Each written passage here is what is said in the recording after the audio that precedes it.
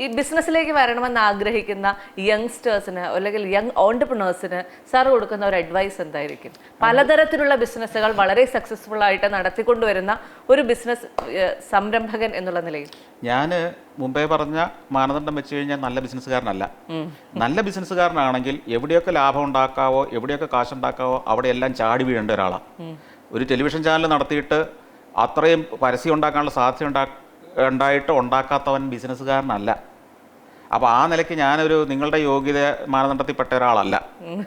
മനസ്സിലായി? അപ്പോൾ എൻ്റെ ഉപദേശത്തിനും ആ പരിമിതിയുണ്ട്. എങ്കിലും ഇത്രയും ബിസിനസ് പ്രതിസന്ധി ഇല്ലാതെ കൊണ്ടുപോകുന്ന ഒരാളെന്ന നിലയിൽ വേണമെങ്കിൽ പറയാവുന്നതേ ഉള്ളൂ, ബിസിനസ് എല്ലാവർക്കും പറഞ്ഞേക്കുന്നതല്ല. അതാദ്യം തിരിച്ചറിയണം. ഒരു പണിയും കിട്ടാത്തവൻ ഇറങ്ങുന്ന ഒരു മേഖലയായിട്ട് മാറരുത് ബിസിനസ്, അല്ലേ? ഇപ്പോൾ ഒരാൾ 10ാം ക്ലാസ് കഴിഞ്ഞ് എൻട്രൻസിന് കോച്ചിങ്ങിന് പോകും. എൻട്രൻസ് ജയിച്ചു കഴിഞ്ഞാൽ അവൻ ഡോക്ടറോ എഞ്ചിനീയറോ ഒക്കെ ആയിട്ട് പ്രൊഫഷണലായിട്ട് പോകും. അത് കിട്ടാത്തവൻ പിന്നെയും ഡിഗ്രിക്ക് പഠിക്കുന്നു.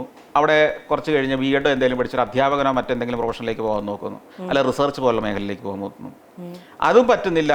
ഡിഗ്രിയൊക്കെ കഴിഞ്ഞ ആളുകൾ എന്നാൽ ഗൾഫിൽ പോയി എന്തെങ്കിലും ജോലി കിട്ടാൻ നോക്കുന്നില്ല, MBA എന്തെങ്കിലും പഠിച്ചിങ്ങനെ പോകുന്നു. ഇതെല്ലാം കഴിഞ്ഞിട്ട് എങ്ങും രക്ഷപ്പെടാത്തവനായിരിക്കും നാട്ടിലൊരു കടയിട്ടേക്കാൻ തീരുമാനിക്കുന്നത്, അല്ലേ? സത്യമാണ്, അല്ലേ? അതിലൂടെ നമ്മുടെ ആൾക്കാർക്ക് കിട്ടുന്ന മെസ്സേജ് എന്താ? എങ്ങും രക്ഷപ്പെടാത്താൻ പോകേണ്ട ഒരു സ്ഥലമാണ് ബിസിനസ്.